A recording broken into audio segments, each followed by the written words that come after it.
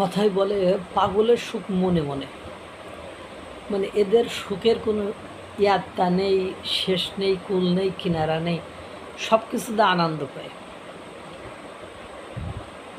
Donald Trump অর্থাৎ মার্কিন যুক্তরাষ্ট্রের ডোনাল্ড ট্রাম্প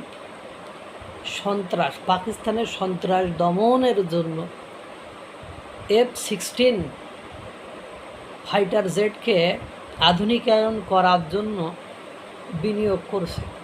কোথায়? পাকিস্তানে।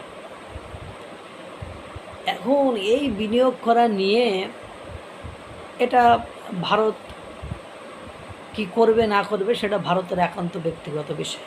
যদিও বিষয়টিতে বলা হচ্ছে যে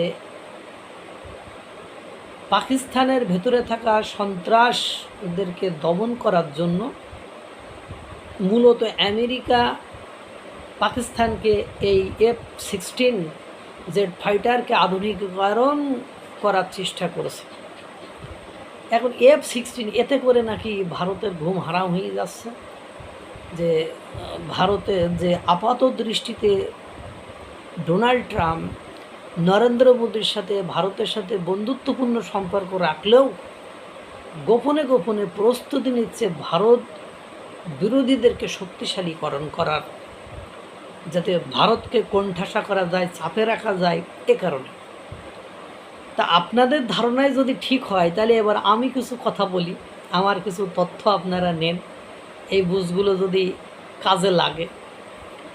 যখনই আমেরিকা এই কাজ করতে গেছে তখনই হাইপারসনিক মিসাইল আছে কার কাছে? উৎপাদককে? রাশিয়া। এই হাইপারসনিক মিসাইল 4টা দেশের আছে, ইরান, চীন, জাপান আর আপনার রাশিয়া। এই 4টা দেশে রয়েছে। রাশিয়া হলো উৎপাদনকারী। এখন এই রাশিয়া তার অস্ত্র উৎপাদনকারী কারখানাকে ট্রান্সফার করছে কোথায়? ভারতে। আর রাশিয়ার সৈন্য কোথায় এসে থাকতে পারবে? 3000 সৈন্য এসে কোথায় এসে থাকতে পারবে? ভারতে। যুদ্ধবিমান ভারতে আসতে পারবে, যুদ্ধ জাহাজ ভারতে আসতে পারবে। দ্যাট মিনস তাদের সাথে কি করছে? এই চীনকে মার্কিন যুক্তরাষ্ট্র 1971 সালে মুক্তিযুদ্ধের সময় সাহায্য করেছিল। আর সেই সময় ভারত মূলত বাংলাদেশের হয়ে যুদ্ধ করেছিল এবং ভারতকে সহায়তা করেছিল কি? সোভিয়েত ইউনিয়ন, অর্থাৎ বর্তমানে রাশিয়া। তো যখনই এই কাজ মার্কিন যুক্তরাষ্ট্র করতে গিয়েছে, যে আপনার পাকিস্তানকে F-16কে আধুনিকায়নকরণ করছে, তাদেরকে অর্থনৈতিক সাহায্য করছে, সাপোর্ট দিচ্ছে, তাদের সাথে ব্যবসা বাণিজ্য করার চেষ্টা করেছে, তখনই ভারত রাশিয়ার সাথে কলবা দিয়ে ফেলেছে, ইসরায়েলের সাথে চুক্তি করে বসে আছে, জাপানের সাথে চুক্তি করে বসে আছে, দক্ষিণ কোরিয়ার সাথে চুক্তি করে বসে আছে। এখন ঠেলার নাম বাবাজি বলেন, কি বলবা? আর রাশিয়া যদি ভারতের পাশে থাকে, ডোনাল্ড ট্রাম্পের বাপেরও সাধ্য নেই, বাপও চেষ্টা করবে না ভারতের দিকে আক্রমণ করে। আর ইন্দো প্যাসিফিক অঞ্চলে তো প্রশ্নই ওঠে না।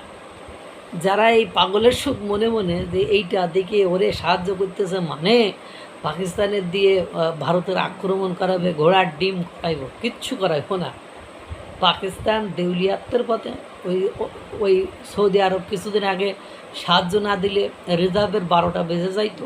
আজকে ইরানের রিপোর্টটা দেখলাম, ইরানের অর্থনৈতিক চাপে দিশেহারা জনগণ হয়তো মাসখানের ভেতরে আবার এই অর্থনৈতিক চাপের কারণে আন্দোলনে নামবে। তাদের প্রত্যেকটি প্রোডাক্ট সংযুক্ত আরব আমিরাত, সৌদি আরবের চেয়ে 5 গুণ বেশি, 5 গুণ বেশি মানুষের ক্রয় ক্ষমতার বাইরে চলে গিয়েছে বিষয়টি। তো যারা মনে করেছেন পাকিস্তানকে আমেরিকা সাহায্য করেছে, তো পাকিস্তান আমেরিকা সাহায্য করুক।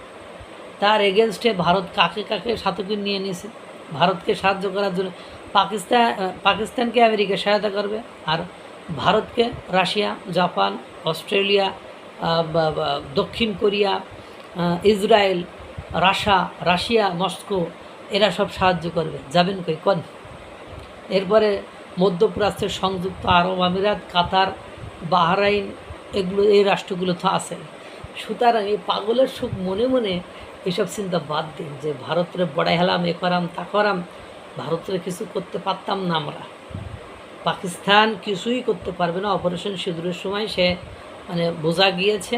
এখন ওর পারমাণবিক শক্তি থাকলে ভারতেরও পারমাণবিক শক্তি আছে, সুতরাং শক্তির ক্ষেত্রে পাকিস্তান থেকে ভারত কোনো অংশে পিছায় নেই। আর অপারেশন সিঁদুরের সময় তাদের যোগ্যতা প্রমাণিত হয়েছে। আর আমেরিকা এত কাছাকাছ করবে না যে পাকিস্তানকে দিয়ে ভারতের আক্রমণ করাবে। সুতরাং এসব কথা বাদ দিয়ে ওই পাগলের সুখ মনে মনে নিয়েই থাকেন। আল্লাহ তাআলা সকলকে ভালো রাখুক, সুস্থ রাখুক। আসসালামু আলাইকুম ওয়া রাহমাতুল্লাহ।